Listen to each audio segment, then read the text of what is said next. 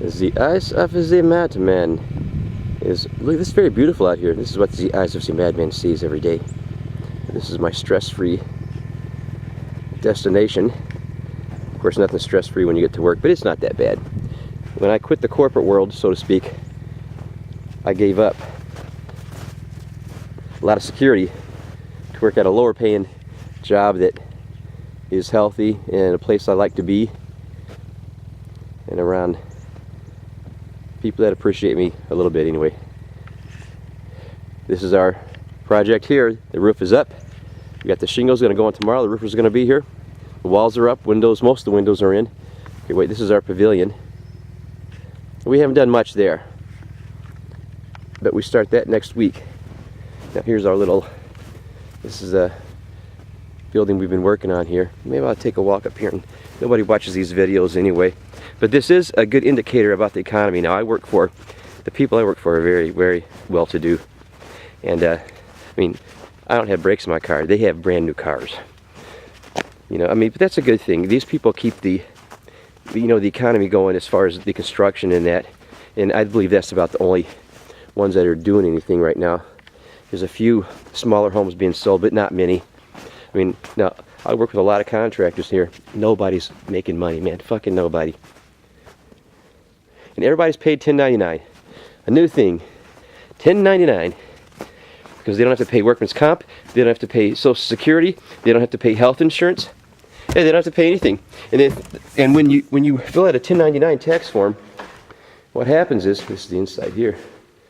Got the echo. Now this is much nicer, man. This was open for weeks and it was freezing ass cold. Right here we had a 5-foot snow drift that came through the ceiling because they didn't finish the other day. Then we had the big snowstorm. We had to clean that out. It's going to be very nice when it's done. It's going to cost a lot of money. The cost of the lumber and stuff just fluctuates, man. It goes up one day, down a little bit the next day, up again the next day, down a little bit, up again. It's a whole thing. Darn it, there's a hole up there. I'm not going to patch it, fuck it.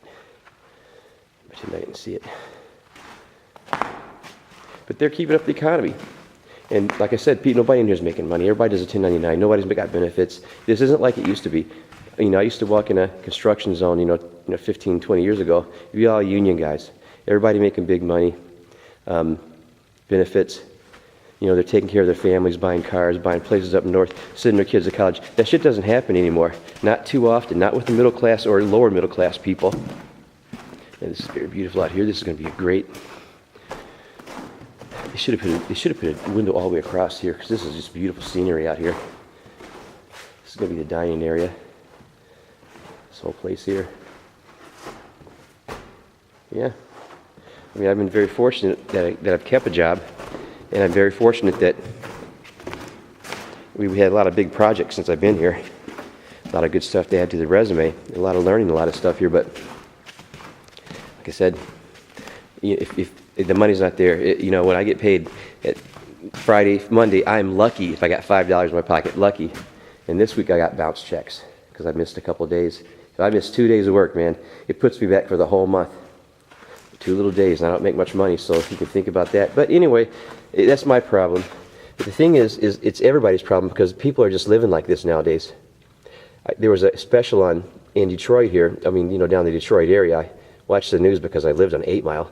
And there's this guy that walks from, you probably saw it on the national news. He walks 21 miles a day, and he probably doesn't walk it. You know, he doesn't look like he's walking 21 miles a day, but he probably gets rides. But he does have to walk. It's very difficult to get to work, not knowing if you're going to have a ride or not. And for 21 miles, he lives away from his job.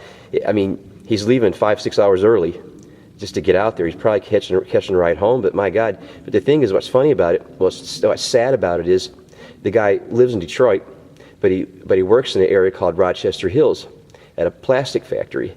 And the thing is, the guy can't, there's no way he can afford to live in Rochester. There's no way he can afford to live in any of the Troy or any of the cities south of Rochester. You got Troy, then Madison Heights, then of course you got, you know, Ferndale. You might be able to live in Ferndale, but then you got Detroit. Ferndale's right on 8 Mile. But then you got Detroit. So the guy can't afford to live in the area that he works in. And believe me, those plastic factories, they don't pay shit. So he probably has very few benefits, very low wage paying job.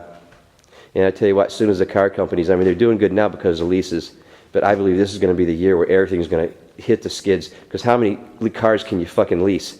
And until, there's no more people to lease to, because people just can't afford it. Anybody within a brain can't afford it.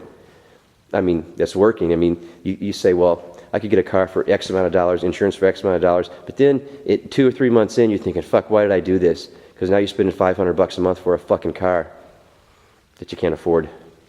Then you're letting other bills go. Then you're having late charges all the time. That's just bullshit. Then you miss a payment, they come and repossess it because they have the trackers on the cars now, GPS.